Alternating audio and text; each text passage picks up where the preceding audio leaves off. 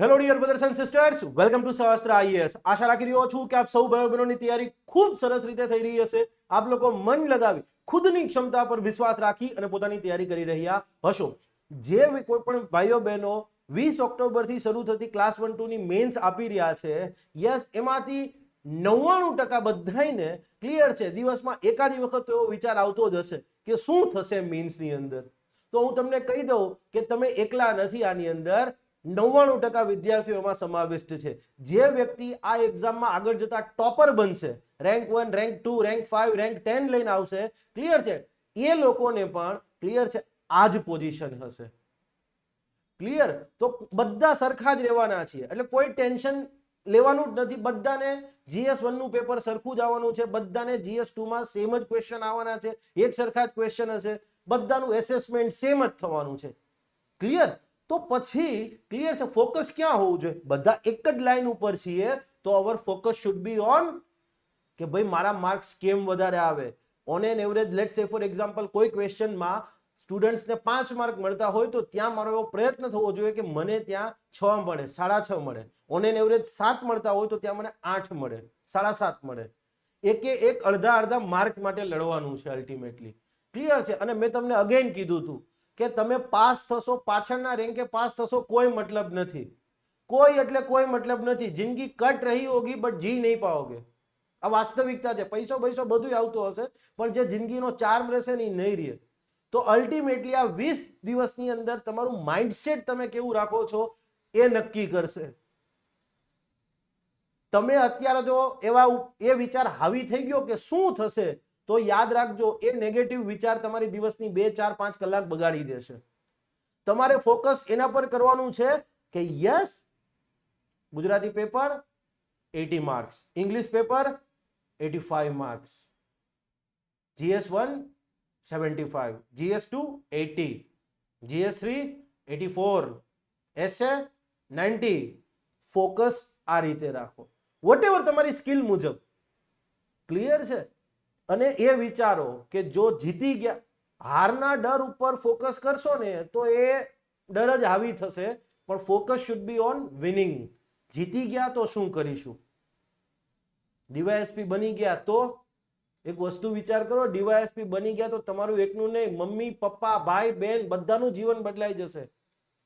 Let's સે for example, તમે એવા ફેમિલીમાંથી આવો છો, અને આ બધાની ઘર કી કહાની છે કે લેટ્સ સે ફોર એક્ઝામ્પલ તમારું ફેમિલી છે, ક્લિયર છે, 2 બહેનો છે, બંને બહેનો સાસરે છે.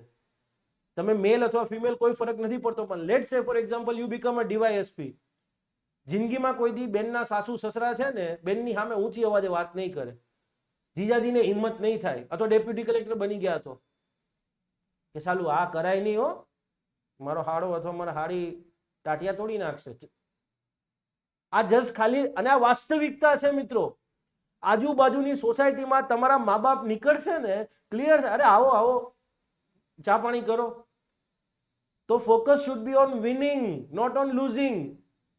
વર્લ્ડ કપ T20 ની ફાઇનલ યાદ કરો, હેન્ડ્રિક લેસન રમતો તો 6 ઉપર 6 પેલી અક્ષર પટેલની ઓવર, બધાયના આપણા મોઢા પડી ગયા હતા. મારું એ જ હાલત હતી. મેં કહું હવે પૈતું, બરાબર, પતી ગયું. મેં એમ જ વિચાર્યું હતું. પણ જો આપણા 11 રમતવીરો હતા, એને એ વસ્તુ હાવી થવા દીધી હોત તો ડરને.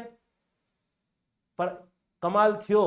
બુમરાહની ઓવર, યસ, પછી આપણા હાર્દિકભાઈની ઓવર. રશિયામાં કોકને પસ્તાવો થયો હશે, જસ્ટ પાર્ટ ઓફ જોક, નો મોકેરી, કોઈ મજાકની વાત નથી. આ તો ખાલી જસ્ટ તમને લાઇટ મૂડમાં લાવવા માટે હતું. પણ કહેવાનો મિનિંગ એ છે કે focus should be on winning. આ 20 દિવસની અંદર તમે કાંઈ ના મારું માનો તો એક વાત માનજો કે focus on winning, focus on your strength, that's all. કેન્દ્રીય બજેટની વાત કરી રહ્યા છીએ. કેન્દ્રીય બજેટનો લેક્ચર 1 જે થઈ ગયો છે, યસ, જે લોકોએ ન જોયો હોય તો લિંક ડિસ્ક્રિપ્શન બોક્સમાં તમને મળી જવાની છે. ઓકે, લેક્ચર 1 ની અંદર આપણે જોઈ ગયેલું હતું કે ભાઈ બજેટ છે, આ બજેટની અંદર સરકારે 9 પ્રાથમિકતા સેટ કરેલી છે. 9 પ્રાથમિકતાની પહેલી પ્રાથમિકતા હશે કૃષિની ઉત્પાદકતા અને સ્થિતિસ્થાપકતા. તો કૃષિની ઉત્પાદકતા શું છે, સ્થિતિસ્થાપકતા શું છે, ભારત માટે આજે કેમ એ સૌથી મહત્વપૂર્ણ બની ગઈ છે, એ આપણે ઓલરેડી ડિસ્કસ કરી ચૂક્યા છીએ. અને એ સાથે સાથે બજેટમાં ભારતીય કૃષિની ઉત્પાદકતા વધારવા, સ્થિતિસ્થાપકતા વધારવા માટે કેવી કેવી જોગવાઈઓ કરવામાં આવી છે એ પણ સમજી ચૂક્યા છીએ. હવે સેકન્ડ પ્રાયોરિટી જે બજેટની હતી એ તમને કદાચ યાદ હશે, સ્કિલિંગ એન્ડ એમ્પ્લોયમેન્ટ, કૌશલ વિકાસ અને રોજગારી. યસ. અને બીજી એક વસ્તુ કહું છું કે આ બજેટની અંદર અથવા ઓલ ઓવર કેન્દ્ર સરકારનું બજેટની વાત છોડો, ભારતના દરેકે દરેક રાજ્ય, બાકીના રાજ્યો લઈ લ્યો, એ બધા રાજ્ય સરકારોનું બજેટ જોશો, કોંગ્રેસ હોય, ભાજપ હોય, સપા હોય, બસપા, જેની સરકાર હોય, કોઈ ફરક નથી પડતો. ભારતના 28 રાજ્યો છે, યસ, એના બજેટ લઈ લ્યો, કેન્દ્ર સરકારનું બજેટ લઈ લ્યો, ક્લિયર છે, તમને 3 બાબતો બહુ કોમન જોવા મળે છે: ખેતી, રોજગારી અને એમએસએમઈ. અને મારી ગટ્સ ફિલિંગ એવું છે કે 20 તારીખની જે એક્ઝામ છે એમાં ઇકોનોમિક્સમાં આ મુદ્દા છે હશે ટોપમાં. મે બી કદાચ એકાદો એસેમાં પણ નીકળી જાય, મે બી. ક્લિયર? તો આના ઉપર આપણે ડિટેલમાં આગળ વાત કરીશું. આ લેક્ચરની અંદર આપણે 2 મુદ્દા મહત્વપૂર્ણ છે કે પહેલું કે આ બજેટની અંદર વર્ષ 2024-25 નું જે બજેટ છે એ બજેટની અંદર prime minister package for employment and skilling, રોજગારી અને કૌશલ વિકાસ માટેનું પ્રધાનમંત્રીનું પેકેજ, આ એક પ્રકારની એક મેગા સ્કીમ છે. મેગા સ્કીમ કે જેની અંદર 5 સ્કીમ, અલગ અલગ 5 સ્કીમ્સ આવે છે. ક્લિયર? પણ જ્યારે તમે ક્લાસ 1-2 ના એસ્પિરન્ટ છો ત્યારે તમારા શબ્દોમાં પણ એ પ્રભાવ હોવો જોઈએ. મેગા સ્કીમ લખો અને એના બદલે અમ્બ્રેલા સ્કીમ લખો તો અમ્બ્રેલા સ્કીમ. યસ. અને ગુજરાતી મીડિયમ વાળા છે પણ સીધું અમ્બ્રેલા સ્કીમ લખી શકે છે, એમાં કોઈ ખોટું નથી. ક્લિયર છે? કોઈ છત્રી યોજના એ સારું ના લાગે, બરાબર છે. અમ્બ્રેલા સ્કીમ છે કે જેના અંતર્ગત 5 અલગ અલગ અમ્બ્રેલા યોજના છે. અમ્બ્રેલા યોજના કરતા અમ્બ્રેલા સ્કીમ છે જેના અંતર્ગત 5 અલગ અલગ સ્કીમ્સનો સમાવેશ થાય છે.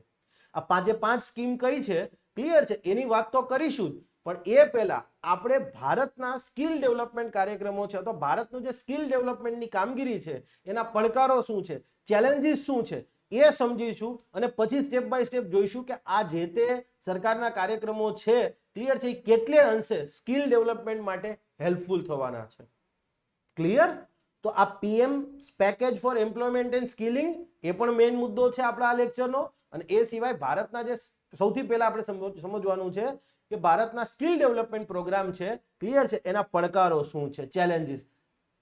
મેં ઇંગ્લિશ મીડિયમની અંદર લખ્યું છે અને yes, again I am giving a challenge કે આ જે કંઈ પણ કન્ટેન્ટ લખેલું છે એ મારું ઓર્ગેનિક કન્ટેન્ટ છે, તમને એક પણ બુકમાં નહીં મળે.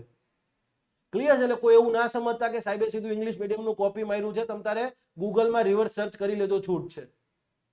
રિવર્સ સર્ચ કરી લેજો, છૂટ છે. તમ તારે મળે મને કહેજો. ઓકે. તો પહેલામાં પહેલો હું ગુજરાતીમાં સમજાવીશ, ડોન્ટ વરી, બરાબર? મને ગુજરાતી શબ્દોમાં થોડું પેલું થાય છે એટલે પછી મેં ફટાફટ ટાઈપ એ કરી દીધું હતું. ઓકે. તો પહેલામાં પહેલી આપણા સ્કિલ ડેવલપમેન્ટ પ્રોગ્રામ્સ છે એની ચેલેન્જ, સૌથી 5 ચેલેન્જ મેઇન ગણી શકાય. પહેલામાં પહેલી છે ખાનગી ક્ષેત્રનો અભાવ, ખાનગી ક્ષેત્રની ગેરહાજરી.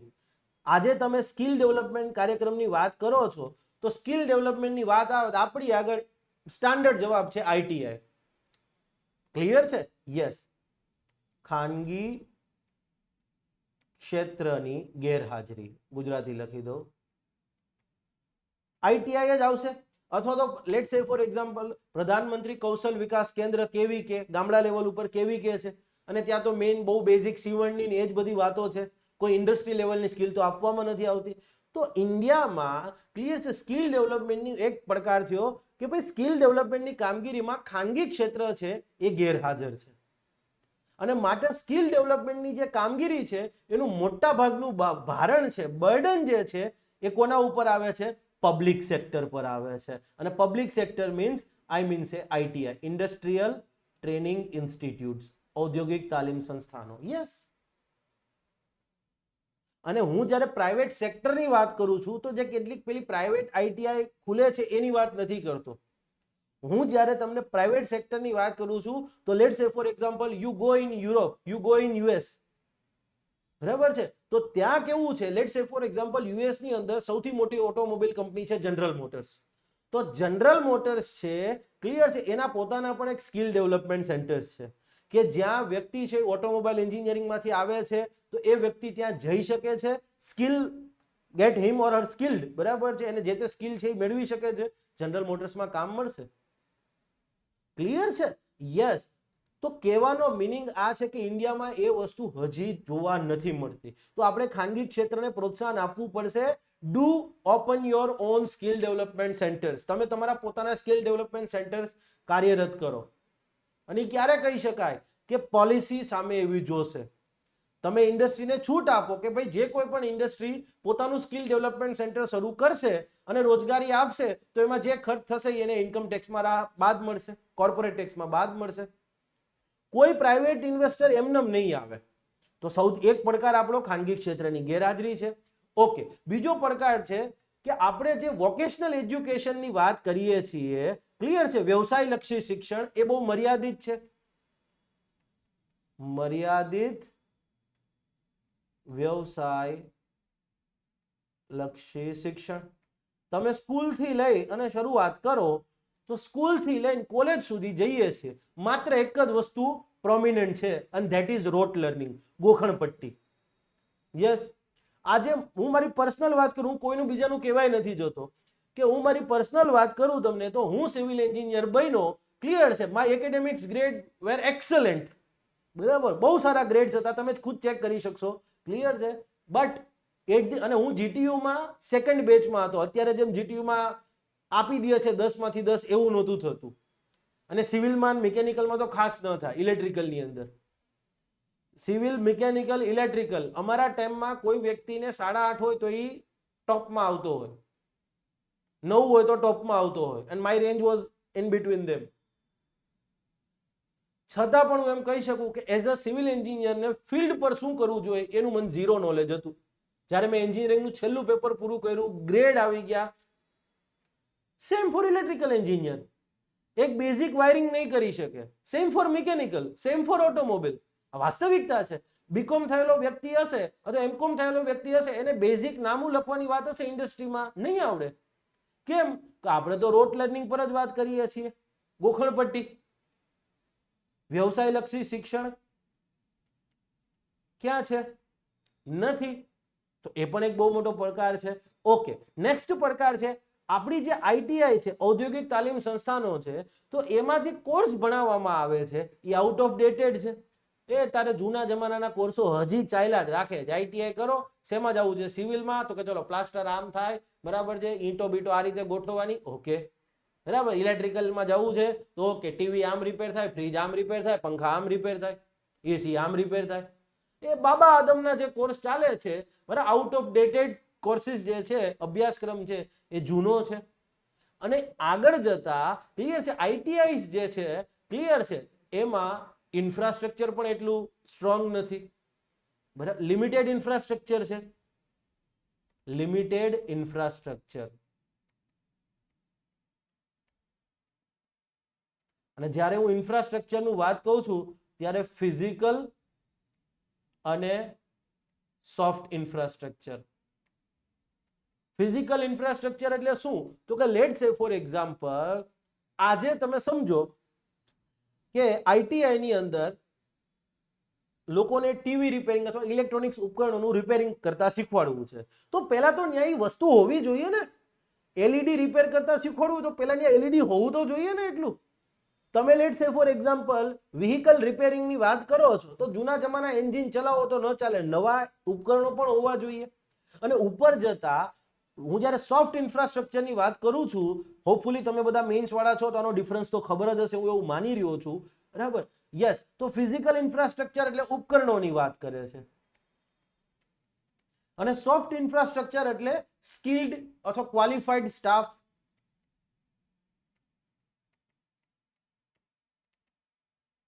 ક્વોલિફાઈડ સ્ટાફ છે કમસે કમ 100 આઈટીઆઈ ઇન્સ્ટ્રક્ટર મારા સ્ટુડન્ટ છે, 100, એનાથી નીચે નહીં હોય. અથવા તો પછી પાસ થઈ ગયા હશે તો આરટીઓ ઇન્સ્પેક્ટર બની ગયા હશે કે બીજા બધા એમ લાગેલા હશે. યસ, 3 કે 4 આઈટીઆઈ ના જે નાની નાની આઈટીઆઈ છે એના પ્રિન્સિપલ મારા સ્ટુડન્ટ છે અને આઈ નો ઓલ ઓફ ધેમ. તમે એક વસ્તુ વિચાર કરો કે આપણા આઈટીઆઈ લેટ્સ સે આજે આપણે શેની વાત કરીએ છીએ? આપણો જમાનો આજે છે ઇલેક્ટ્રોનિક વ્હીકલનો, રાઈટ? ઈ વ્હીકલ, ઈ મોબિલિટીની વાત કરી રહ્યા છીએ.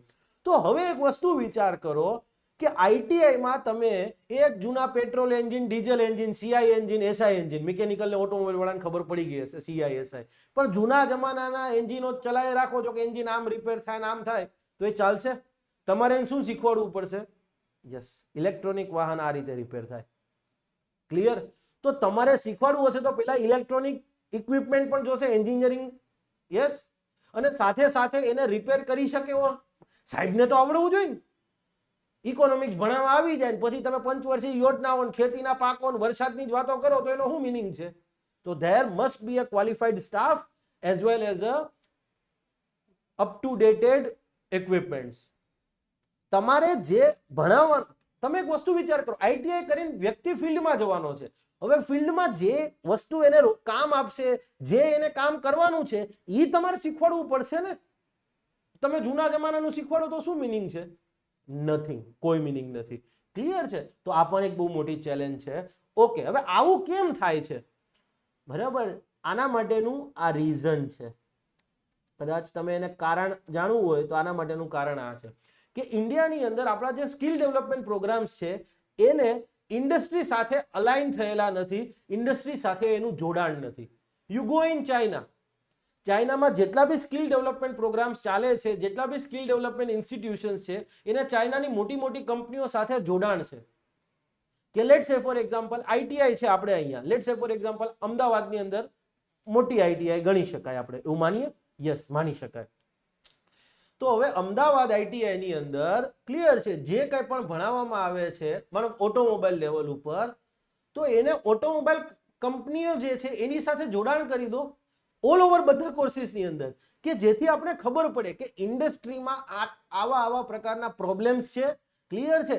એનું તમને સોલ્યુશન્સ, અથવા તો ઇન્ડસ્ટ્રી કહેશે કે લેટ સે ફોર એક્ઝામ્પલ હોન્ડા કંપની છે અથવા હીરો હોન્ડા છે, એ કહેશે કે ભાઈ અમારા એન્જિન્સમાં આટલા આટલા પ્રકારના ફોલ્ટ આવતા હોય છે, તમે આવું આવું શીખવાડો, તમે આવું શીખવાડશો, અમે તમારા 50 છોકરાઓને સીધી રોજગારી આપીશું. તો પછી ઇલેક્ટ્રોનિક્સ કંપની છે, લેટ સે ફોર એક્ઝામ્પલ વોશિંગ મશીનની કંપની છે, એ વોશિંગ મશીન જે તમે આઈટીઆઈ સાથે એને લિંક કરી દો, એ 15 વોશિંગ મશીન આપી દેશે કંપની એમને કે લો કાંઈ વાંધો નહીં, આ 15 વોશિંગ મશીન છે અને આ રીતે રિપેર થાય છે. ક્લિયર છે? તમે તમારા જે તાલીમાર્થી છે એને શીખવાડો. ક્લિયર? તો ઇન્ડસ્ટ્રી અને આપણા સ્કિલ ડેવલપમેન્ટ પ્રોગ્રામ છે એ અલાઇન નથી, અને હું નથી કહેતો આ ભારત સરકાર કહે છે. તો પહેલા તો એને તમે જોડો.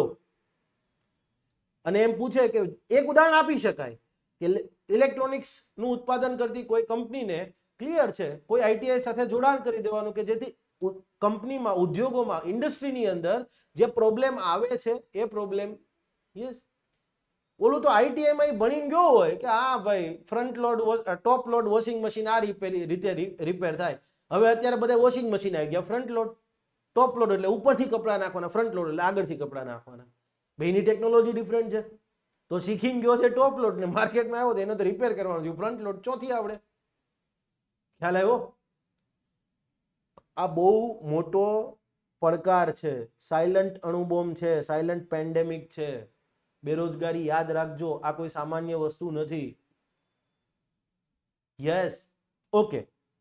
લાસ્ટ જે છે કે આપણા majority of skill development program છે, ક્લિયર છે, એ સ્કિલની વાત તો કરે છે પણ એ ક્યારે સ્કિલ આપવાની વાત કરે? આ ચલો ભાઈ 10મું 12મું ભણી લીધું, હવે આઈટીઆઈ કરી લ્યો, એન્જિનિયરિંગ કરી લીધું, હવે કંઈક એમના માટે કાંઈક કરીશું કે કંપનીમાં જઈને એને ઇન્ટર્નશિપ કરાવી, એપ્રેન્ટાઇશિપની વાત કરીએ છીએ, રાઈટ? પણ ખરેખર જે થવું જોઈએ સાયમલ્ટેનિયસલી, જે વસ્તુ શિક્ષણની સાથે સાથે થવી જોઈએ એ બધું ક્યારે થાય છે? આફ્ટર એજ્યુકેશનની વાત કરે. આઈટીઆઈ તમે જોયું, આઈટીઆઈ ને લગતી બાબત છે 10મા પછી તમે જાઓ છો, પણ ખરેખર એને તમે સ્કૂલ લેવલ પર ધીમે ધીમે કરતા લાગુ કરી દો. ખ્યાલ આવ્યો? તો આ બધી ચેલેન્જીસ છે, અને આ ચેલેન્જીસ હું તમને લખીને રાખું કે આવનારા 5 વર્ષ પછી જો હું ભણાવતો હોઈશ તો હું છોકરાઓને આ જ ભણાવતો હોઈશ, આમાં કોઈ ફેરફાર નથી થવાનો. કેમ? કારણ કે આપણે મત શેના નામ પર આપીએ છીએ? ધર્મના નામ પર આપીએ છીએ. ક્લિયર છે? આપણે મત તો રોજગાર ઉપર આપતા જ નથી, આપણે આપણા નેતાઓને પૂછતા જ નથી. ક્લિયર છે? આપણે આપણા નેતાઓને પૂછતા જ નથી. ક્લિયર?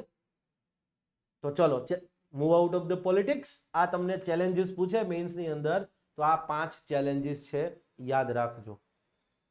ક્લિયર? અને કોઈ બુકમાં નહીં લખેલી હોય. Okay, next. પ્રાઇમ મિનિસ્ટર, આ બજેટનો આ વખતનો ઇમ્પોર્ટન્ટ ટોપિક છે. નેક્સ્ટ છે prime minister's package for employment and skilling. હવે અહીંયા જોતા જ શું વાત કર, આ અમ્બ્રેલા યોજના છે, એના અંતર્ગત ક્લિયર છે 5 અલગ અલગ યોજના છે. હવે આ યોજનાનો ઉદ્દેશ્ય શું હશે? તો કે એક હશે યોજનાનો ઉદ્દેશ્ય રોજગારી, યસ, અને બીજું હશે કૌશલ વિકાસ. રાઈટ? એ જ છે રોજગારી અને બીજું છે કૌશલ વિકાસ.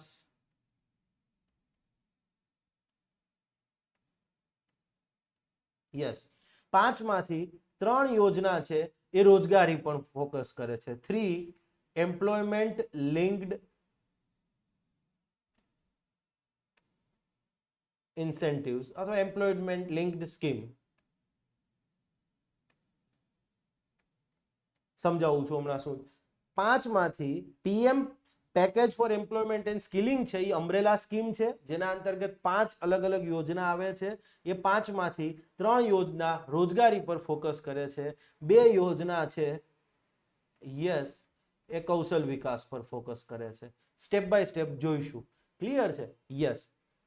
પહેલા છે 3 આપણે જે યોજનાની વાત કરી, 3 એમ્પ્લોયમેન્ટ લિંક્ડ ઇન્સેન્ટિવ્સ સ્કીમ.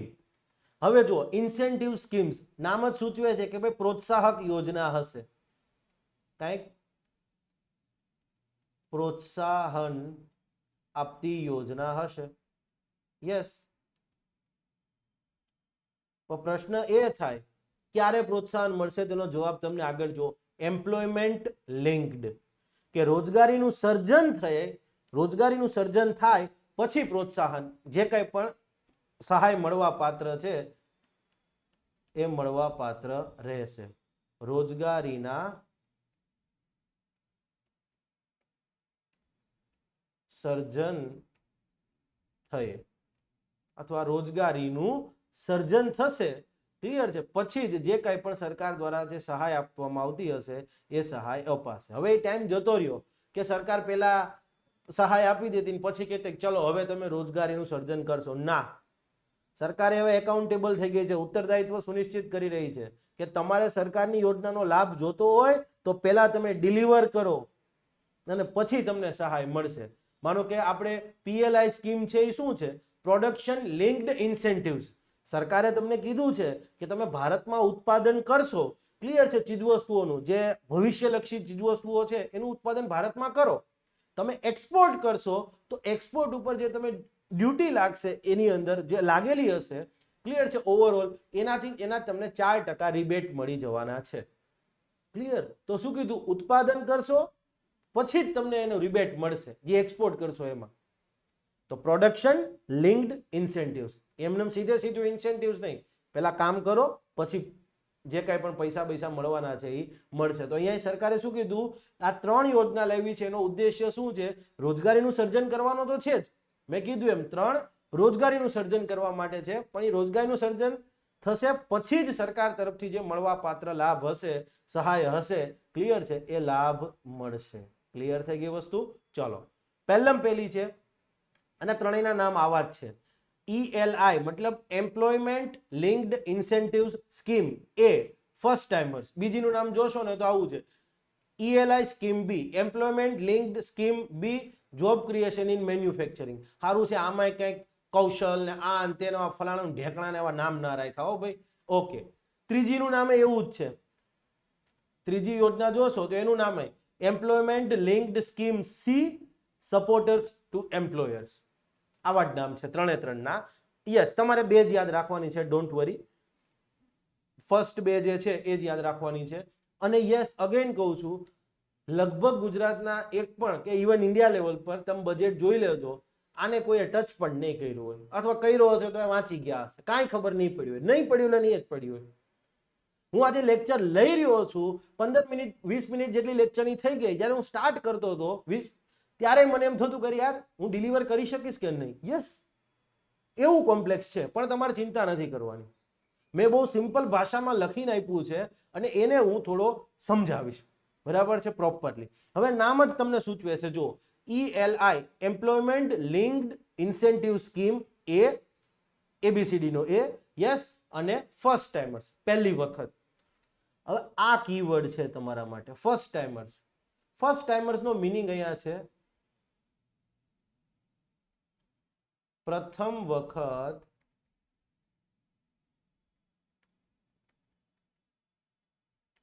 રોજગારી હેઠળ આવતા વ્યક્તિઓ, કે પહેલી જ વખત જેને નોકરી મળે, યસ, એ બધાય ફર્સ્ટ ટાઈમર્સ. એ જ કહી શકાય. લેટ્સ સે ફોર એક્ઝામ્પલ, તમે પાસ થશો અને જોબ કરવા જશો સરકારમાં, તો નોકરી તો પહેલી જ હશે ને. તમે પાર્ટ ટાઈમ જોબ કરી હશે પણ એ તો કેશ બેસમાં પગાર આવતો હશે, એમાં ક્યાંય બીજું હશે નહીં.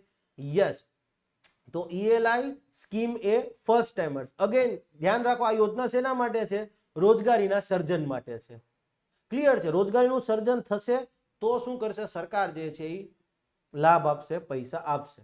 તો કઈ રીતે અહીં કહે છે? તો સિમ્પલી એવું કહે છે કે કોઈ સંગઠિત ક્ષેત્રની કંપની હોય. હવે સંગઠિત ક્ષેત્રની કંપની એટલે શું? Organised sector. ધ્યાનથી સમજજો, હું ચાર્ટ ડ્રો કરી દઈશ. સંગઠિત ક્ષેત્રની કંપની છે, યસ, એ જે કોઈ પણ નવા લોકોને રોજગારી આપશે, ફર્સ્ટ ટાઈમર્સને રોજગારી આપશે. નવા લોકોને એટલે અહીં તમારે સમજવાનું છે ફર્સ્ટ ટાઈમર્સને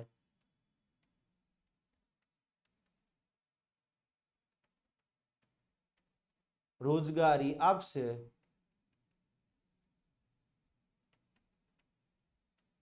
તો યસ, એને આ યોજના હેઠળ સહાય મળશે. આ યોજના અન્વયે સહાય મળશે. હવે પ્રશ્ન એ થાય કે સંગઠિત ક્ષેત્રની કંપની એટલે શું? તો માનો કે રિલાયન્સ છે, ટાટા છે, એ બધી સંગઠિત ક્ષેત્રની કહી શકાય કે એના કર્મચારીઓ હોય, એને EPFOમાં રજીસ્ટર્ડ થયેલા હોય, ઓલરેડી એનું કંપનીનું બી સરકારમાં રજીસ્ટ્રેશન થયું હોય ને, એ બધી વસ્તુઓ એક ફોર્મલ હોય. ક્લિયર છે? તો હવે સંગઠિત ક્ષેત્રની કંપની જો કોઈ નવા લોકોને રોજગારી આપશે, ફર્સ્ટ ટાઈમર્સને રોજગારી આપશે, તો સરકાર એને સહાય આપશે. પણ પ્રશ્ન એ થાય કે આ નવા લોકોને રોજગારી આપશે તો એ ખબર કઈ રીતે પડશે? તો yes, first time EPFO registered. First time EPFO registration. તમે આજે લેટ્સ સે ફોર એક્ઝામ્પલ કોઈ પ્રાઇવેટ કંપનીમાં જશો, માનો કે ટાટામાં જાઓ, રિલાયન્સમાં જાઓ, કે વોટેવર ફોર્મલ કંપનીમાં જશો, ફોર્મલ ઓર્ગેનાઇઝડ સેક્ટરની અંદર, ક્લિયર છે, તો તમારે EPFOમાં રજીસ્ટ્રેશન કરાવવાનું થશે, એમ્પ્લોયમેન્ટ પ્રોવિડન્ટ ફંડ ઓર્ગેનાઇઝેશન, EPFOમાં. અને યસ, તમારા પગારમાંથી એક PF જે છે એ કટ થશે. ક્લિયર છે? સામે એટલા જ રૂપિયા જે છે એ તમારી કંપનીએ, જે તમારા એમ્પ્લોયર્સ છે, એને પણ તમારા PF એકાઉન્ટમાં નાખવા પડશે. ધારો કે તમારો પગાર 100 રૂપિયા છે અને તમારું 5 રૂપિયા PF કપાય છે, જસ્ટ એક રેન્ડમ એક્ઝામ્પલ છે, તો 5 રૂપિયા તમારા પગારમાંથી જશે તમારા PF એકાઉન્ટમાં, 5 રૂપિયા તમારા એમ્પ્લોયર હશે એને એ PF એકાઉન્ટમાં નાખવા પડશે. અને એ PF એકાઉન્ટ ક્યાં હોય? એમ્પ્લોય પ્રોવિડન્ટ ફંડ ઓર્ગેનાઇઝેશન, EPFOમાં હોય. તો એવું કહે છે સંગઠિત ક્ષેત્રની કંપની, ક્લિયર છે, જે ફર્સ્ટ ટાઈમર્સને રોજગારી આપશે. ફર્સ્ટ ટાઈમર્સને રોજગારી આપશે મતલબ શું? કે જે લોકો એને ત્યાં રોજગારી આગળ આવશે એનું EPFOમાં રજીસ્ટ્રેશન થશે, એટલે સરકારને ખબર પડી જશે કે આ ફર્સ્ટ ટાઈમર્સ એમ્પ્લોયર છે. તમને એમ થાય કે સાહેબ પેલા બીજી કંપનીમાં કામ કરતો હોય, તો બીજી કંપનીમાં કામ કરતો હોય, ત્યાં એનું EPFO રજીસ્ટ્રેશન ના થયું હોય, ત્યાં દર મહિનેનું PF જમા ના થયું હોય, આ કંપનીમાં આવશે તો EPFO નંબર બધાનો સેમ જ રહ્યો. કંપની ચેન્જ થાય તો એ યથાવત રહે, એમ્પ્લોયર બદલાઈ જશે. તો એવું કહે છે કે સંગઠિત ક્ષેત્રની કંપની નવા લોકોને જો રોજગારી આપશે, ઇટ મીન્સ કે યસ, એ ફર્સ્ટ ટાઈમ EPFO માં રજીસ્ટ્રેશન થશે, તો એવા લોકોને આ યોજના અંતર્ગત સરકાર જે છે એ સહાય આપશે. પણ સહાય શું મળશે? તો કે 1 મહિનાનો પગાર. 1 મહિનાનો. યસ. હવે તમને એમ થાય કે સાહેબ 1 મહિનાનો પગાર કોણ આપશે? સરકાર આપશે. 1 મહિનાનો પગાર છે એ સરકાર આપશે. પણ અહીંયા કેટલીક લિમિટેશન છે કે મેક્સિમમ ₹15,000. યસ, અને એ એને 3 હપ્તામાં મળશે. ક્લિયર છે? યસ. અને લાભાર્થીનો પગાર જે છે આ યોજના હેઠળ લાભાર્થીનો પગાર ₹1,00,000 થી વધુ ન હોવો જોઈએ.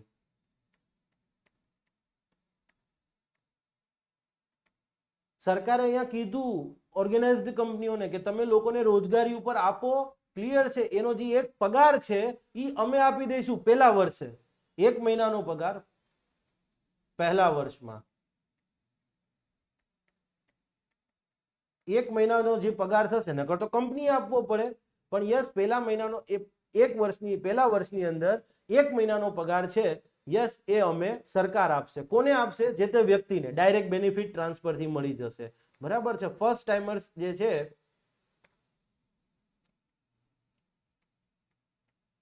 ફર્સ્ટ ટાઈમર્સને ડાયરેક્ટ બેનિફિટ ટ્રાન્સફર પણ મેક્સિમમ 15,000 જ મળે. માનો કે કોઈનો પગાર 25,000 હોય તો સરકાર 25 નહીં આપે, મેક્સિમમ 15. કોઈનો પગાર 10,000 છે તો સરકાર 10 આપશે, તો પછી 15 ની નહીં. એનો પગાર જ 10 છે તો પછી સરકાર કઈ રીતે? ખ્યાલ આવી ગયો? મેક્સિમમ 15,000 આપશે. અને યસ, જે કોઈ પણ લાભાર્થી છે એનો પગાર 1,00,000 થી વધુ ન હોવો જોઈએ. કોઈ કંપનીમાં તમે રોજગારી ઉપર લાગો ને તમારો પગાર 1,01,000 હોય તો તમને આ યોજનાનો લાભ નહીં મળે. ક્લિયર છે? તો સરકાર અલ્ટિમેટલી સંગઠિત ક્ષેત્રની કંપનીઓને પ્રોત્સાહન આપી રહી છે કે તમે રોજગારીનું સર્જન કરો. પહેલા વર્ષે તમારે જે પગાર દેવાનો થશે એમાં 11 મહિનાનો જ પગાર દેવાનો થશે, કારણ કે 1 મહિનાનો પગાર અમે આપી દઈશું. ક્લિયર છે? હા. પણ માનો કે કોઈ વ્યક્તિ 50,000 ની નોકરીએ લાગ્યો છે, યસ, તો પછી એને કંપનીએ, સરકાર તો 15 જ આપવાની છે તો 35 જ કંપનીએ દેવા પડશે. અલ્ટિમેટલી સરકાર એવું કહી રહી છે કે ચલો કાંઈક તો રોજગારીનું સર્જન કરો. ક્લિયર છે? બીજું તો કઈ આમાં છે નહીં. તો યસ, આ આખી યોજનાની સ્કીમ છે. બીજું આમાં કાંઈ? હા, પાછી એક શરત છે મેં લખેલી છે, ડોન્ટ વરી, આગળ, કે જો એમ્પ્લોયર છે એ 12 મહિના પૂરા થાય એ પેલા વ્યક્તિને, જે તે ફર્સ્ટ ટાઈમર્સ એમ્પ્લોય છે એને કાઢી મૂકે નોકરીમાંથી, તો યસ, સરકારે જે રૂપિયા આપ્યા હશે એ એમ્પ્લોયરે પાછા ભરવા પડશે. મતલબ નોકરીએ રાખ્યો પછી માનો કે કાઢી મૂકે 12 મહિનાની અંદર, તો પછી એ રૂપિયા જે એમ્પ્લોયર છે, સંગઠિત ક્ષેત્રની કંપની છે, યસ, એને ભરવા પડશે. અને એમાં એક સરકારે કન્ડિશન મૂકી છે, આ 3 હપ્તામાં મળશે ને સહાય. ઓકે, પહેલો હપ્તો પડી ગયો, માનો કે કોઈ વ્યક્તિનો પગાર 50,000 છે તો એને મેક્સિમમ 15 મળશે, તો પહેલો હપ્તો 5,000 નો. તો હવે એને બીજો હપ્તો મેળવવો હોય તો પહેલા એને ઓનલાઈન ફાઇનાન્શિયલ લિટરસી પ્રોગ્રામ, નાણાકીય સાક્ષરતા, વિત્તીય સાક્ષરતા માટેનો ઓનલાઈન પ્રોગ્રામ છે સરકારનો, એ એટેન્ડ કરવો પડશે. એમાં હાજરી આપશે, એને એટેન્ડ કરશે, પછી જ એને બીજો હપ્તો મળશે. તમે એક વસ્તુ વિચાર કરો, આ કેટલું કોમ્પ્લેક્સ વસ્તુ છે. With the due respect Nirmala સીતારામનજી, બરાબર, this is the worst thing that India has ever seen in the form of employment generation. મતલબ ક્યાંથી ક્યાં તમે, અને આ તો હજી પહેલી જ યોજના છે, હજી બીજી ત્રીજી તો, બીજી આના કરતા થોડી ગૂંચવાડી ભરી છે, ત્રીજી તો મેં જ ભણાવી નથી. હું પોતે જ ના પાડું છું કે ના ભણતા. મેં બીજેપીના કમસે કમ 25 એક સારા નેતાઓને પૂછ્યું હશે કે ભાઈ આ યોજના શું કહેવા માંગે છે. અરે યાર છોડો ને યાર પ્રોફેસર, તમારું મગજ કે ડોફરાઈ ગયું છે. આમ જ કીધું કે તમારું મગજ ઠેકાણે નથી. કે હું ઓન રેકોર્ડ વાસ્તવિકતા સાથે કહી રહ્યો છું. મિત્રો બધા હોઈ શકે ને. હા, મિત્ર ભાવમાં પૂછેલું. મેં કહ્યું યાર આ એમ, કારણ કે હું ખુદ વાંચતો તો મેં જોયું છે. મારી એક બજેટની ઇવન કોપી છે, આ તમે જોઈ શકો છો. બજેટની કોપી છે એક. યસ, નિર્મલા સીતારામનજીએ બજેટ રજૂ કર્યું છે અને સ્પેસિફિકલી એને સમજાવ્યું છે. પાછી આ યોજનાને ડિટેલમાં આપી છે. Annexure to the part A. Part એમાં જે એનેક્શિયર છે એને બકાયદા સમજાવી છે. પણ હું લખીને રાખું કે હજી સુધી ક્લિયર છે. એક ક્લાસીસમાં આ વસ્તુ પેલી 2 ઓકે, બાકી 2માં પછી કાંઈ નથી. ક્લિયર છે? યસ. તો તમને એક્ઝામમાં પૂછાય તો પણ તમારે આટલું જ લો. એમને બહુ સિમ્પલ ભાષામાં લખીને આપ્યું છે, માટે તમને ચિંતા નહીં રહે. એક્ઝામ પૂરતું તો નહીં. જુઓ, સંગઠિત ક્ષેત્રમાં વર્કફોર્સમાં બને, મતલબ લેબર ફોર્સનો હિસ્સો બને, કામ કરતો થાય, લેબર ફોર્સનો હિસ્સો. ક્લિયર છે? 1 મહિનાનું વેતન આપવામાં આવશે. યસ, બધું કરી દીધું છે. આ યોજના 2 વર્ષ માટે લાગુ થયેલી છે. યસ, બધી વસ્તુ હું બોલી ગયો છું એ જ અહીંયા લખાયેલી છે. Okay. Employment linked incentive scheme B job creation in manufacturing. નામ જ એટલા મોટા મોટા. હવે તમે જુઓ, આ પણ એમ્પ્લોયમેન્ટ લિંક્ડ સ્કીમ તો છે જ, મતલબ આનો રોજગારીનું સર્જન કરવું એ તો ઉદ્દેશ્ય છે જ.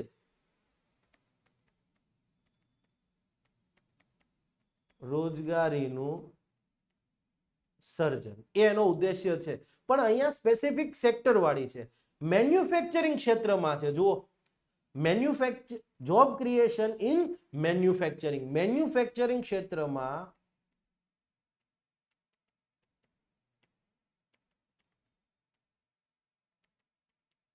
રોજગારીનું સર્જન. યસ. હા. હવે મેન્યુફેક્ચરિંગ ક્ષેત્રની કોર્પોરેટ અથવા નોન કોર્પોરેટ એન્ટિટી બંનેને લાગુ પડે છે.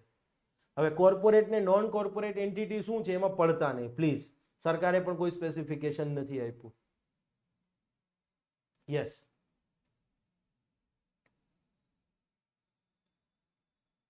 ઓકે. મેન્યુફેક્ચરિંગ ક્ષેત્રમાં રોજગારીનું સર્જનની વાત કરે છે. હવે સમજો, હું સ્ટેપ બાય સ્ટેપ તમને લઈ જાઉં છું. ઓકે. કોઈ મેન્યુફેક્ચરિંગ ક્ષેત્રનું એકમ છે.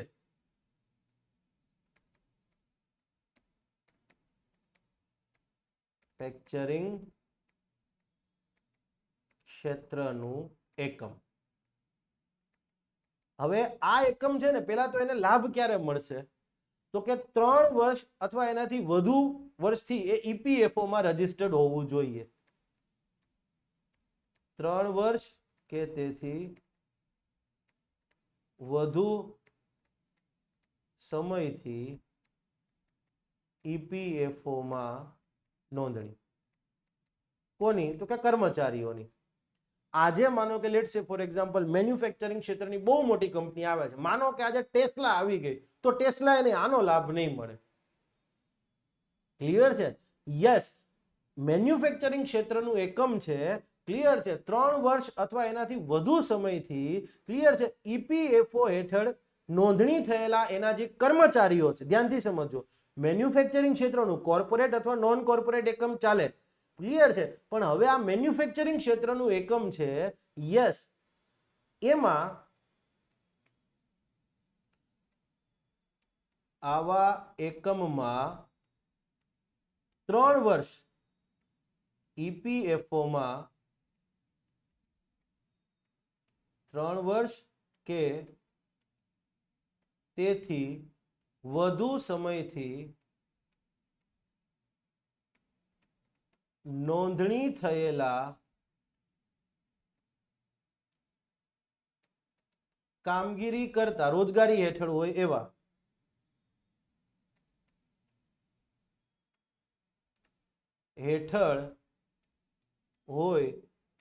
તેવા કર્મચારીઓ. કોઈ એક મેન્યુફેક્ચરિંગ ક્ષેત્રનું એકમ છે અને એની અંદર, ક્લિયર છે, એવા કર્મચારીઓ કે જે 3 વર્ષ અથવા એનાથી વધુ સમયથી ઈપીએફઓ માં રજીસ્ટર્ડ થયેલા છે. તો યસ, એવા કર્મચારીઓ ઉપરાંતના વધારાના ફર્સ્ટ ટાઈમર્સને રોજગારી આપશે. તો આ યોજના હેઠળ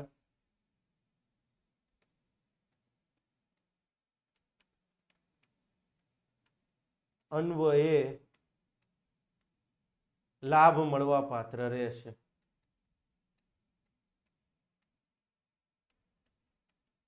હવે પ્રશ્ન એ થાય, આ વધારાના એટલે એક્ઝેક્ટલી કેટલા?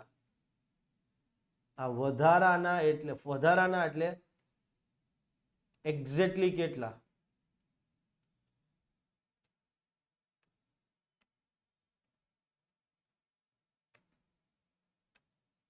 એક્ઝેક્ટલી હું ઇંગ્લિશમાં લખત ને પેલું ગુજરાતીમાં લખત એના કરતા એક્ઝેક્ટલી કેટલા, આ પણ પ્રશ્ન થતો હશે.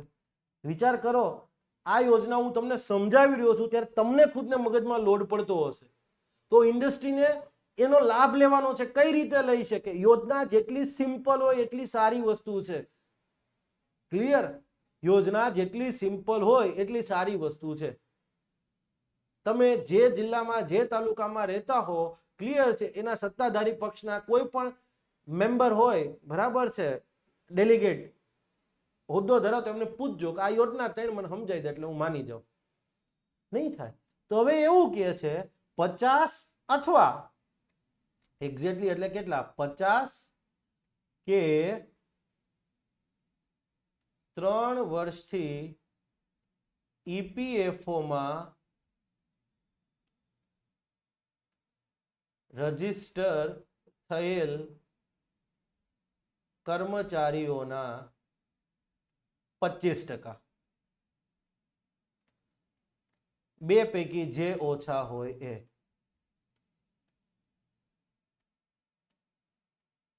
હવે ધારો કે કોઈ કંપની છે, એની પાસે ઈપીએફઓ રજીસ્ટર્ડ થયેલા કર્મચારીઓ છે, માનો કે 50 છે, પણ 3 વર્ષ અથવા એનાથી વધુ હોય એવા તો 30 જ છે, 40 છે, ચલો, બરાબર છે. કોઈ કંપની છે, એમાં 50 કર્મચારીઓ કામ કરે છે, મેન્યુફેક્ચરિંગ ક્ષેત્રનું એકમ છે, ક્લિયર છે, એમાં 50 કર્મચારીઓ કામ કરે છે.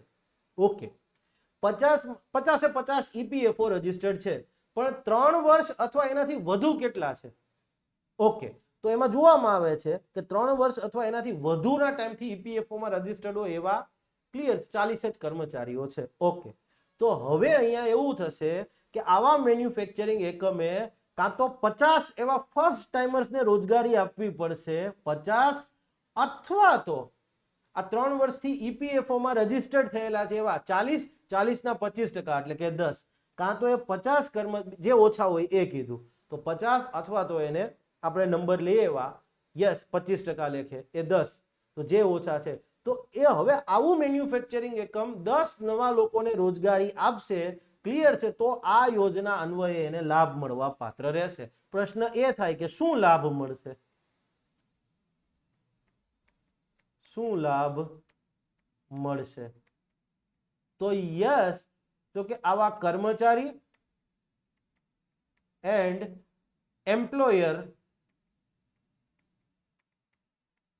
એમ્પ્લોયરે ઈપીએફઓ માં આપવાના થતા યોગદાનમાં સેન્ટ્રલ ગવર્મેન્ટ સહયોગ આપશે. કેન્દ્ર સરકાર સહયોગ આપશે. પ્રશ્ન એ થાય શું સહયોગ આપશે?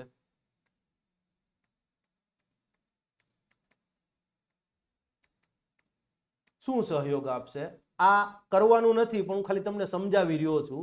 હવે જે કહી રહ્યો છું એ કરવાનું નથી, એક્ઝામમાં નથી લખવાનું, મેં લખ્યું નથી. 4 વર્ષ માટે સહયોગ આપશે. શું લાભ મળશે? તો કે 4 વર્ષ માટે.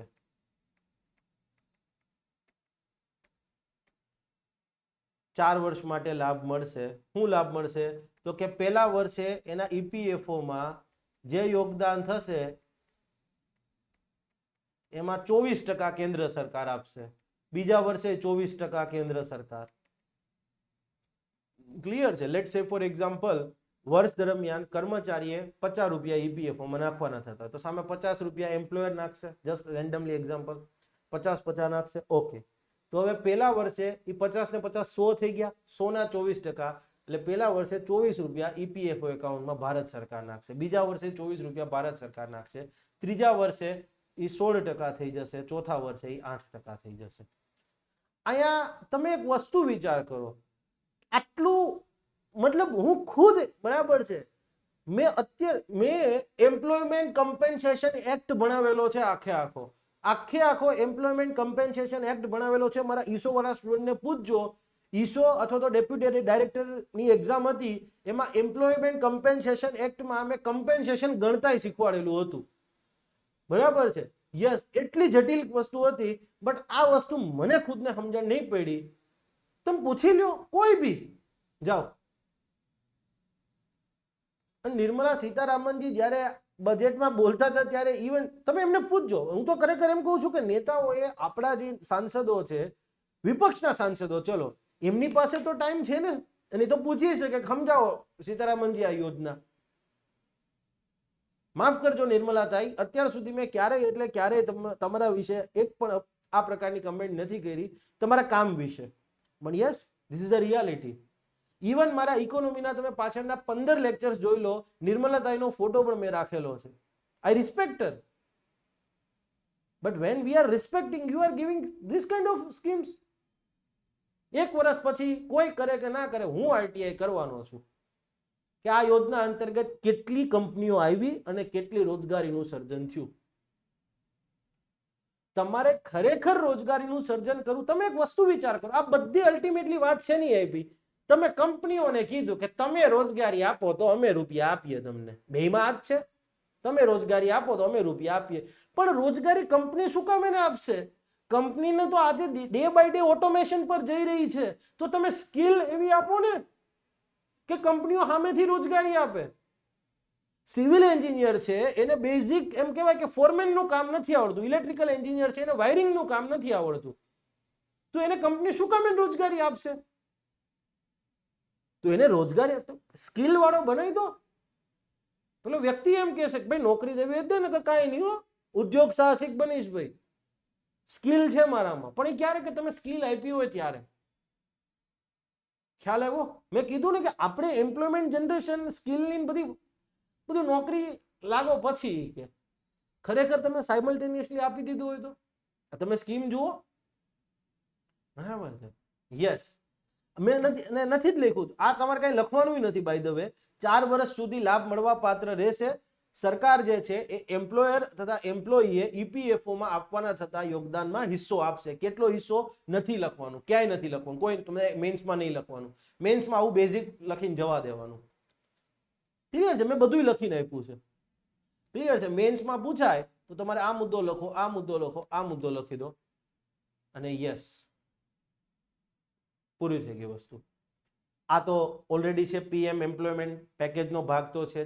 અને આના સિવાયની એક યોજના છે ELI scheme C, supports to employers. આમ મને ખુદને જ નથી સમજાણી. બરાબર છે? મેં કમસે કમ 25 વાર વાંચી હશે. હું કહેવા માંગે છે એ જ ખબર નથી પડતી. હું એમ નથી કહેતો કે હું હોશિયાર છું, પણ માલિકે મારા ગુરુઓની દયાથી હું એટલો કેપેબલ તો છું જ કે હું સમજી શકું છું. ક્લિયર છે? માટે મેં કીધું કે આ ઉપરોક્ત બંને યોજના ઉપરાંત ELI scheme C support to the employer યોજનાને પણ PM package for employment and skilling અન્વયે લોન્ચ કરવામાં આવી છે. લખવાનું જ નથી. ક્લિયર છે? યસ. તો આ બે વસ્તુ તમારે મેઇન યાદ. જુઓ, અહીંયા છે ને એક વસ્તુ લખી દઉં. હવે તમે અહીંયા એક પ્રોપર વસ્તુ લખીએ આપણે. ઈએલઆઈ એ 3 સ્કીમ છે અહીંયા, 3 યોજના. મેન્સમાં પૂછાય ને તમારે આને, તો અહીંયા આ બે વસ્તુ ઉપર તમારે થોડું ડિટેલમાં સમજાવવાનું. ELI A first timers, ELI B job creation in manufacturing. Clear છે? અને ત્રીજું ELI scheme C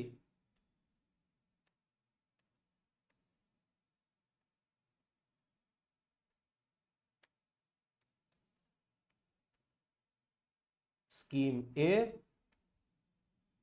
scheme B અને સ્કીમ સી. આ બે સમજાવવાની. આ સમજતા નહીં કારણ કે નહીં લખીને રાખું, મોડેલ આન્સરમાં નહીં હોય. કારણ કે બનાવશે હું, બરાબર છે? અને જીપીએસસીમાં ઓનેસ્ટલી સ્પીકિંગ અત્યારે બરાબર છે. ચલો, ઓકે. આ બે યોજના બહુ સારી છે, એમાં કોઈ એટલે કોઈ શંકાને સ્થાન નથી. બહુ સારી વસ્તુ છે કે લાંબા સમય પછી આ વસ્તુ થઈ કે ખરેખર જે પહેલા થવી જોઈતી. એક છે internship in top companies, internship in top companies. હવે તમને બહુ મજા આવશે એવી વસ્તુ છે. અને બીજું છે આઈટીઆઈ મોડર્નાઇઝેશનનો પ્રોગ્રામ છે. ITI industrial training institutes modernisation. Formal નામ કંઈક અલગ છે, પણ હું એવો ગોખણપટ્ટી વાળો પેલો વ્યક્તિ નથી, માટે મેં કંઈ ગોખ્યું નથી. Skilling and upgradation of ITIs or something એવું કંઈક નામ છે. પહેલા આપણે એને જ ડિસ્કસ કરવાનું છે. હવે બે સરસ વસ્તુ છે, ખરેખર સારી વસ્તુ છે. તો નિર્મલાતાઈને કઈ, હા, skilling program and upgradation of ITI industrial training institutes. હવે સિમ્પલ એક જ વસ્તુ વિચાર કરો કે પ્રેઝન્ટ ડે જે આઈટીઆઈ છે, વર્તમાન ઇન્ડસ્ટ્રીયલ ટ્રેનિંગ ઇન્સ્ટિટ્યૂટ્સ, આ બધાની અંદર જે કંઈ પણ કોર્સિસ ભણાવવામાં આવે છે, જે પણ અભ્યાસક્રમો છે, અભ્યાસક્રમો અને કોર્સિસ, જેટલા પણ કોર્સિસ છે લગભગ બધા આઉટ ઓફ ડેટેડ છે.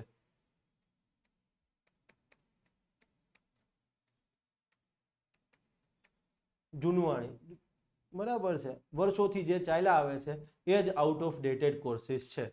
સમજવા માટે એક્ઝામ્પલ તમને આપું તો ઇલેક્ટ્રિકલ, આઈટીઆઈ ઇલેક્ટ્રિકલમાં થાય ને, થાય હો ભાઈ, ઇલેક્ટ્રિક. હવે ઇલેક્ટ્રિકલની અંદર ઉપકરણોનું રિપેરિંગ ચાલે છે.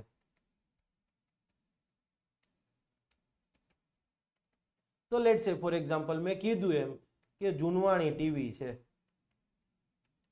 ટીવી, પણ આજે વર્તમાનમાં એલઈડી ટીવી છે, એમોલેડ થઈ ગયા છે, એમોલેડ ડિસ્પ્લે. યસ,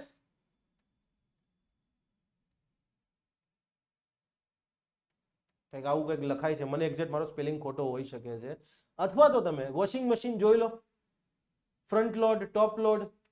પેલા જૂનવાણી વોશિંગમાં હતા, ટોપ લોડ વોશિંગ મશીન, LOAD આવશે, ટોપ લોડ.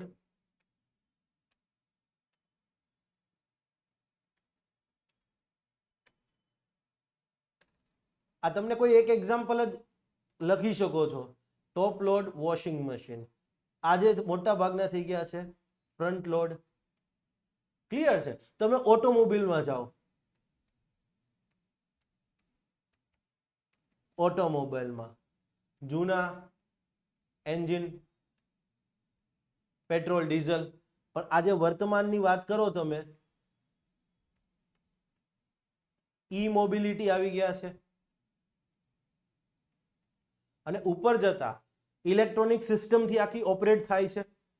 Yes, electronic system. આજે તમે માનો, લેટ સે ફોર એક્ઝામ્પલ, આજે તમે માનો કે હવે તો બધી કંપનીઓમાં આવી ગયું છે, and I am fortunate to have such kind of persons in my family. My brother works in a Mercedes, બરાબર છે, હેડ ઓફિસમાં કામ કરે છે ચાકણની અંદર, સિનિયર મેનેજર. હા, તમારે કોઈ મર્સિડીસ લેવી હોય તો કહેજો, બહુ હેવી ડિસ્કાઉન્ટ કરાવી આલીશ, એકાદી સર્વિસ બી ફ્રી કરાવી આલીશ, કાયદેસર. અને મર્સિડીસની સર્વિસ 40,000 રૂપિયાની થાય હો ભાઈ. હા, પેઇડ સર્વિસ. આપણો ભાઈ કામ કરે છે, બરાબર છે. હા, તો એ મને વાત કરતો, મને કે અર્પણ, અમારે ત્યાં કોઈ ગાડી સર્વિસમાં આવે છે, પેલા તો એ કે મર્સિડીસે બનાવી છે જે લેવલ ઉપર કે ત્યાં ફોલ્ટના ચાન્સીસ બહુ રેર હોય છે, બટ સ્ટીલ આવે છે. એટલે સોફ્ટવેર છે, કમ્પ્યુટરમાં જોડવાનું, બરાબર, 5-7 મિનિટમાં ડિટેક્ટ કરીને દઈ દે કે અહીંયા પ્રોબ્લેમ છે. તો હવે આજની ટેકનોલોજી, તમારે હવે આઈટીઆઈમાં ભણાવી રહ્યા છો તો પ્રોબ્લેમ ડિટેક્ટ કરવાની વાત નથી, એ તો મશીન ડિટેક્ટ કરે, પણ હવે એ લેટેસ્ટ ટેકનોલોજીનું રિપેરિંગ આવડવું જોઈએ ને. ખ્યાલ આવ્યો? તો એ વસ્તુ તમારે કરાવવાની છે. પણ આપણે તો હજી, ઓકે, અભ્યાસક્રમો ખાલી એ એક જ પડકાર નથી, પણ yes, infrastructure inadequate, infrastructure in terms of ઉપકરણોની પણ અહીંયા વાત થઈ ગઈ અને ક્વોલિફાઈડ સ્ટાફની પણ વાત થઈ ગઈ. ઉપકરણો અને તાલીમ આપનાર ઇન્સ્ટ્રક્ટર, તાલીમ આપનાર ક્વોલિફાઈડ સ્ટાફ. આપણે આઈટીઆઈ ઇન્સ્ટ્રક્ટરની ભરતી આવે છે એ જ જૂના મિકેનિકલના કોર્સિસ ને ઓટોમોબાઈલ એન્ડ ઇલેક્ટ્રિકલના કોર્સિસ ભણાવીએ છીએ. ચલો ઓકે, એન્ટ્રી લેવલ ઉપર આપણે માની શકીએ કે એ સારી વસ્તુ છે, પણ તમે આઈટીઆઈ ના જે ફેકલ્ટીઝ છે એને ક્યારેય ટ્રેનિંગમાં મોકલા? આઈટીઆઈ નું તમે ઇન્ડસ્ટ્રી સાથે લિંકેજ વાત કરી? તો આ આઈટીઆઈ ની ચેલેન્જીસ છે, આ જે છે એ પડકારો છે. તો હવે પ્રશ્ન એ થાય એનું નિરાકરણ શું? તો આ પ્રશ્નોનું નિરાકરણ તમને આ પ્રોગ્રામમાં છે. આ પ્રશ્નોનું નિરાકરણ આ પ્રોગ્રામ છે. સોલ્યુશન.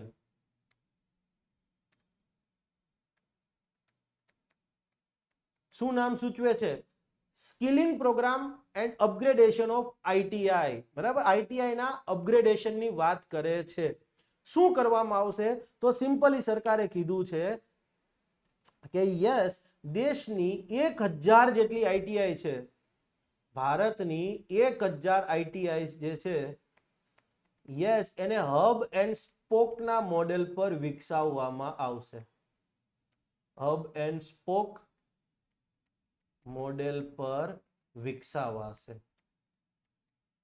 પ્રશ્ન એ થાય કે હબ એન્ડ સ્પોક મોડેલ એટલે શું? તો સિમ્પલી આમાંથી જે છે એ 200 હબ હશે, 200 હબ આઈટીઆઈ, મતલબ મેજર આઈટીઆઈ હશે, યસ, અને બાકીની 800 છે એ સ્પોક આઈટીઆઈ હશે. આ હબ એન્ડ સ્પોક શું છે? નામ બડે દર્શન છોટે. સિમ્પલી એક આઈટીઆઈ હશે એ આમ હબ આઈટીઆઈ હશે,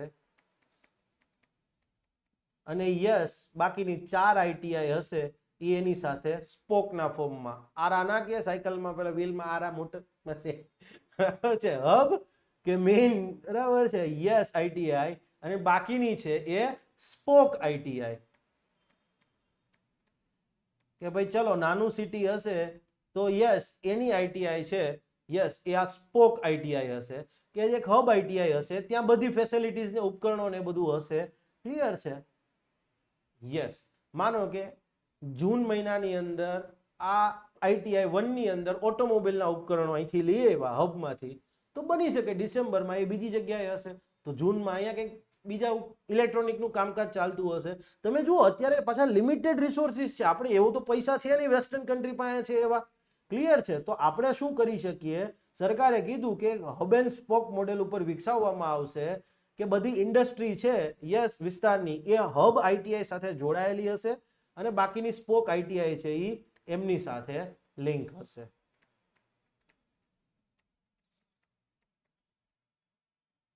એક સમયે અહીંયા ઓટોમોબાઈલનો કોર્સ થતો હોય તો અહીંયા ઇલેક્ટ્રિકલનો થતો હોય, અહીંયા સિવિલનો થતો હોય.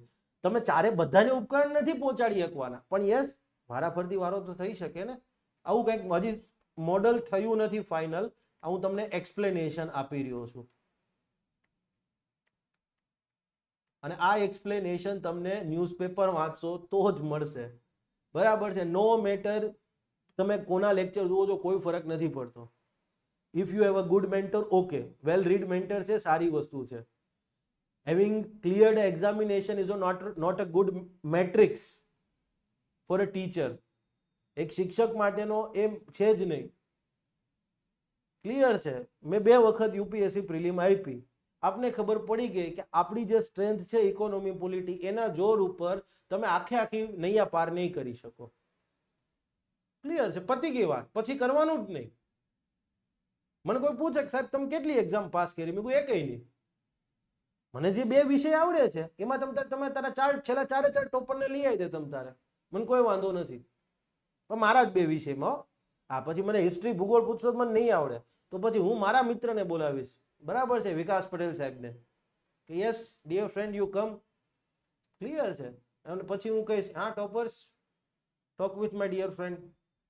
ક્લિયર છે? યસ, એ સારા મિત્ર છે, માટે એનું એકનું નામ લિબર્ટી સાથે લઈ શકું એમ છું. બરાબર છે? યસ.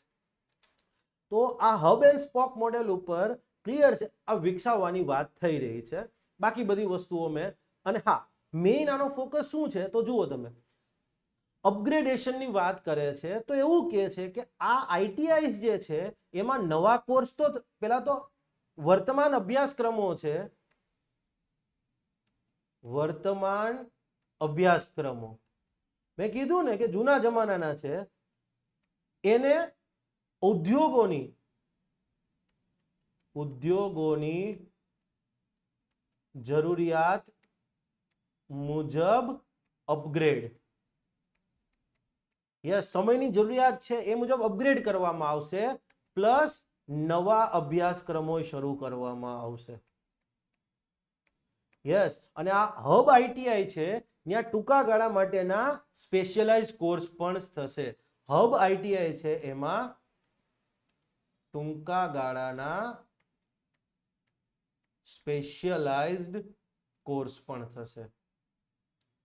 યસ, જો આ એક્ઝામમાં તમને સેપરેટલી પણ એક એક યોજના પૂછી શકે અને આખું પીએમ પેકેજ પણ પૂછી શકે. સેપરેટલી પૂછે તો પણ મેં તમને ઇનફ લખાવી દીધું છે, ક્લિયર છે, અને અલગ અલગ પૂછે તો પણ મેં તમને કહી દીધું છે. અને ચારે ચારનો ઉદ્દેશ, પાંચે પાંચનો ઉદ્દેશ્ય શું છે? રોજગારીની જ વાત કરે છે. યસ, તો એ તો બધામાં આવવું જ જોઈએ. ક્લિયર? યસ. જુઓ પછી તો કે પછીનું બેઝ સેન્ટ્રલી સ્પોન્સર્ડ સ્કીમ છે કે ભાઈ રાજ્ય સરકાર અને ઉદ્યોગોના સહયોગથી આ યોજના છે. મેં કીધું ને કે આપણા સ્કિલ ડેવલપમેન્ટ પ્રોગ્રામનું ઇન્ડસ્ટ્રી વચ્ચે લિંક જ નથી, તો હવે આ લિંક એસ્ટાબ્લિશ થઈ. જુઓ તમે, મેં તમને પહેલા જ ચેલેન્જીસ ભણાવી હતી માટે કે તમે યોજનાનો ઇન્ટેન્ટ સમજી શકો. Not linked with the industry. Skill development program તો લાગુ કરીએ છીએ પણ ઇન્ડસ્ટ્રી સાથે લિંક નથી. તો હવે શું કીધું? ચલો let's link our skill development programs with industry.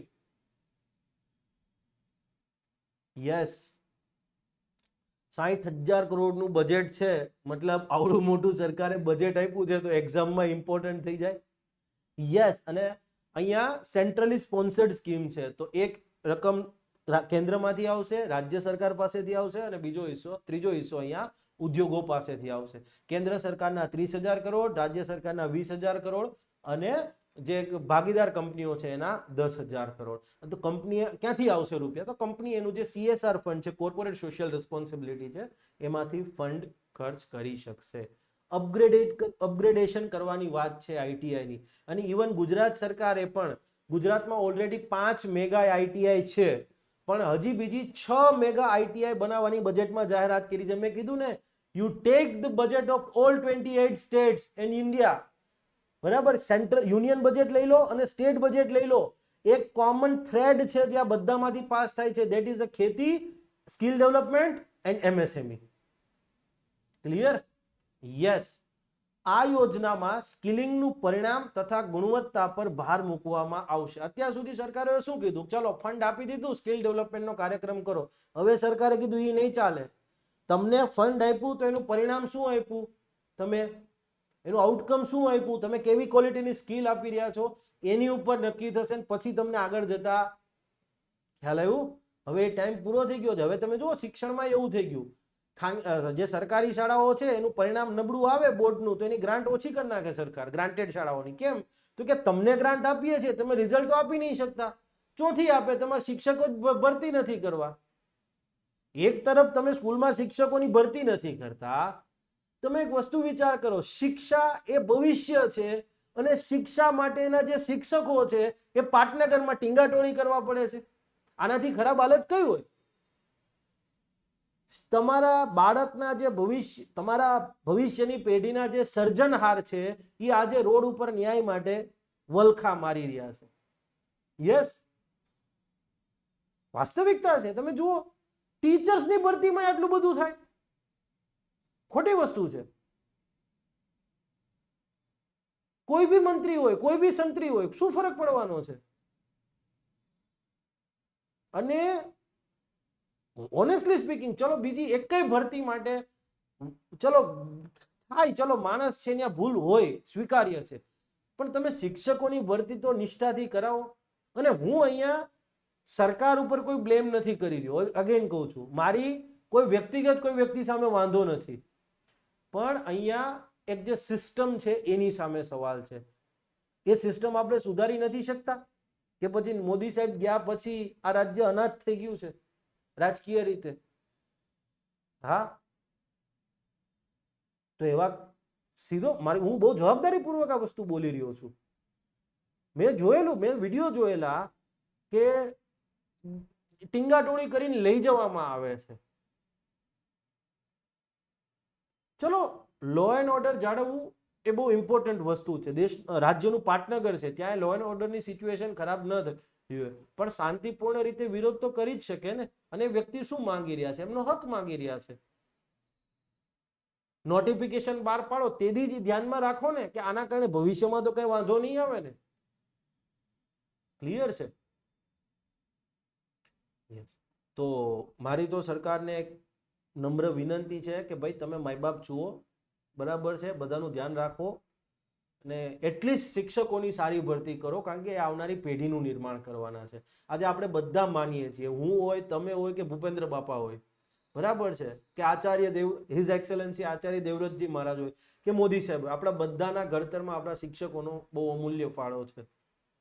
At least મારી એજના જે લોકો છે એ તો માનશે તો મારાથી અપરની એજના. કેમ? તો કે આપણે પર્સનલી હું વાત કરું કે મારા મા બાપ, હું તો ગામડામાંથી બિલોંગ કરું છું, મારી જેવા ઘણા મોટાભાગના વિદ્યાર્થીઓ ગામડામાંથી હશે, તો એમને તો મા બાપ તો કદાચ ન ધ્યાન દઈ શકે, તો શિક્ષકોએ જ ધ્યાન આપ્યું હશે. તો ત્યારે સારા શિક્ષકો હતા. તો આજે પણ તમે ભરતી કરશો, શિક્ષકો સારા આવશે, બરાબર છે. આઈટીઆઈમાં તમે સારા સ્કિલ્ડ વાળા ફેકલ્ટીઝ લઈ આવો. તમે એક વસ્તુ વિચાર કરો, આઈઆઈએમ છે, સમજવા માટે હું એક સિમ્પલ એક પ્રોપોઝલ કહું છું, બરાબર છે, કારણ કે મારા બ્રધર્સ ને એ લોકો એમાંથી પાસ આઉટ છે, માટે ખ્યાલ છે. આઈઆઈએમ અમદાવાદમાં સ્પેશિયલાઇઝ કોર્સમાં એનરોલ થયેલા હતા બંને ભાઈઓમાં, બરાબર છે. One is a senior manager in Ashok Leyland and another is a senior manager in Mercedes India. Okay. તો મને કે પણ આઈઆઈએમમાં ભણવા જઈએ ને તો આઈઆઈએમમાં મોટી મોટી મેનેજમેન્ટ કંપનીના સીઈઓઝ ને બધા એમડી ને એ લેવલના વ્યક્તિઓ છે ને આવે છે અને રિયલ લાઈફ અમને વાત કરે છે કે ઇન્ડસ્ટ્રીમાં આવું થઈ રહ્યું. તો આઈટીઆઈમાં આપણે જે તે ઇલેક્ટ્રોનિક કંપની છે, ઓટોમોબાઈલ કંપની છે, એના સર્વિસ હેડને કેમ ન લઈ આવી શકીએ? એના જે ટેકનિકલ હેડ છે એને કેમ ન લઈ આવી શકીએ? લઈ જ શકાય ને. યસ, એવું કંઈક કરો. આપણે ગુજરાતમાં તો બહુ મોટી ઇન્ડસ્ટ્રી છે, નથી ઓટોમોબાઈલથી માંડીને, તો એના જે ટેકનિકલ હેડ છે ને લઈ આવો. તમે એક પ્રયત્ન કરશો ને તો સામેવાળું બાળક પણ વિચારશે, અને હુ નોઝ ભવિષ્યના કોઈ ઉદ્યોગ સાહસિક પણ આઈટીઆઈમાંથી મળી જાય. બહુ સારી વસ્તુ છે આ યોજના. ખરેખર જે વસ્તુ વર્ષો પહેલા થવી જોતી હતી આજે થઈ રહી છે, સારી વસ્તુ છે. ઓકે, નેક્સ્ટ છે internship in a top companies. બહુ સિમ્પલ યોજના છે. તમે એક કલ્પના કરો, આજે કોઈ વ્યક્તિ એન્જિનિયરિંગમાંથી બહાર આવે છે, સિવિલ, મિકેનિકલ, ઓટોમોબાઈલ, ઓકે, કોઈ પણ. બીજો વ્યક્તિ લેટ સે ફોર એક્ઝામ્પલ કોમર્સ ગ્રેજ્યુએટ છે, બીકોમ અથવા એમકોમ કરીને બહાર આવે છે, ઓકે. કે ત્રીજો વ્યક્તિ છે BA with what ever XYZ સબ્જેક્ટમાં કરીને આવે છે, પણ એકચ્યુઅલી માર્કેટમાં જોબ મળી શકે એ સ્કિલ છે એનામાં? નથી. અનુભવ પણ નથી, કારણ કે આપણે તો ગોખણપટ્ટીની જ વાત કરી છે. તો હવે સરકારે આ યોજના જાહેર કરી છે કે ભાઈ આપણા જે યુવાનો છે એને દેશની ટોપ 500 કંપનીઝ જે છે, ટોપ 500 કંપનીઝ, ક્લિયર છે? યસ.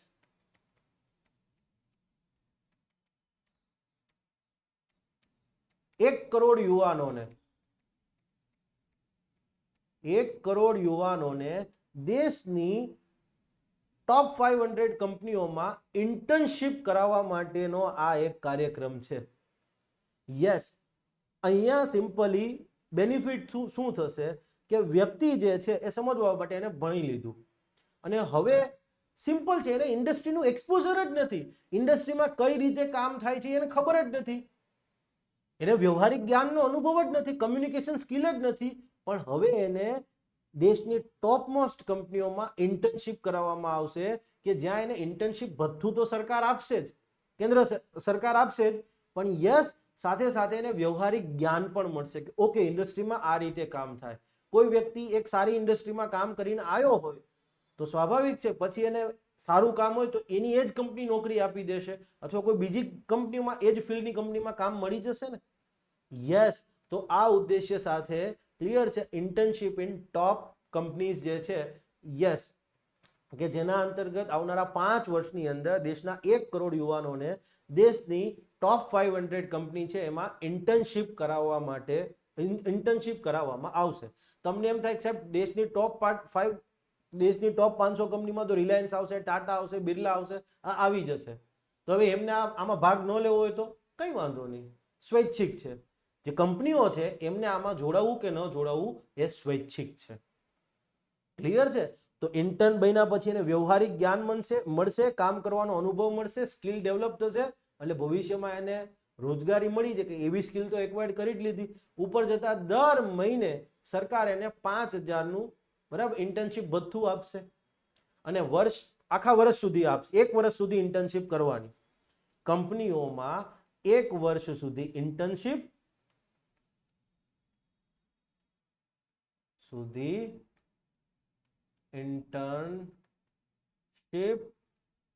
બરાબર ₹5,000 માસિક ભથ્થું પ્લસ ₹6,000ની વન ટાઈમ સહાય, એક વખત સહાય. ક્લિયર છે? આ માસિક ભથ્થું ₹5,000 થયું તો 12 મહિનાનું કેટલું? 12 × 5,000 કરો તો ₹60,000. આના 10% કંપનીઓએ એના CSR માંથી ભોગવવા પડશે. એટલે કે ₹6,000 કંપનીઓએ CSR માંથી. યસ, જે કંપની સ્વૈચ્છિક રીતે ભાગીદાર બને છે કે ભાઈ ચલો દેશના યુવાનોને વ્યવહારિક જ્ઞાન મળતું હોય, સ્કિલ મળતી હોય અને આગળ જતા નોકરી મળતી હોય તો અમે ભાગીદાર થઈએ છીએ. બધી કંપનીઓ બનશે જ, હું માનું છું ત્યાં સુધી. તો યસ, એને ક્લિયર છે 10% એનો ખર્ચ પણ ભોગવવો પડશે. આ એક વખત સહાય જે મળે છે એ નથી ગણી. માસિક ભથ્થું છે એની ટોટલ ₹60,000 થયા વર્ષના, એના 10% કંપનીઓએ જે છે એ ભોગવવાના રહેશે. પણ અહીંયા MCQ પાછા આવી શકે એક્ઝામમાં, એવી વસ્તુ છે. આનો લાભ લેવા માંગતો વ્યક્તિ છે એનો એક એજ ક્રાઇટેરિયા છે. યસ, લાભાર્થી વ્યક્તિ છે એનો ક્રાઇટેરિયા છે કે એની ઉંમર 21 થી 24ની વચ્ચે જ હોવી જોઈએ, એ અભ્યાસ કરતો ન હોવો જોઈએ, કોઈ બીજી રોજગારી હેઠળ ન હોવો જોઈએ. યસ, આવી બધી વસ્તુઓ છે. શરત છે કે ભાઈ ઉંમર 21 થી 24 વર્ષ, કોઈ જ જગ્યાએ રોજગારી હેઠળ ન હોવો જોઈએ, કોઈ અભ્યાસ કરતો ન હોવો જોઈએ, એને આ ઇન્ટર્નશિપનો લાભ મળશે નહીં. બીજી વસ્તુ એ કે કોઈ વ્યક્તિ IIT, IIM બરાબર NIT આવા બધા સંસ્થાનમાંથી પાસ આઉટ છે, CA થયેલો વ્યક્તિ છે તો એને આનો લાભ મળશે નહીં. ઘરમાંથી કોઈ એક વ્યક્તિ સરકારી કર્મચારી હશે તોય લાભ નહીં મળે. ઘરમાંથી કોઈ એક વ્યક્તિ ઇન્કમ ટેક્સમાં રિટર્ન ભરતો હશે બરાબર છે તોય એને લાભ નહીં મળે. હવે સરકારી કર્મચારી છે તો તમારે ખરેખર સ્પેસિફાય કરવું જોઈએ કે ભાઈ ગ્રેડ 1, ગ્રેડ 2 લેવલનો, ક્લાસ 1, ક્લાસ 2. હવે કોઈ એક વસ્તુ વિચારો, સરકારી નોકરી તો જે પટ્ટાવાળા છે એ બી સરકારી નોકરી કરે છે.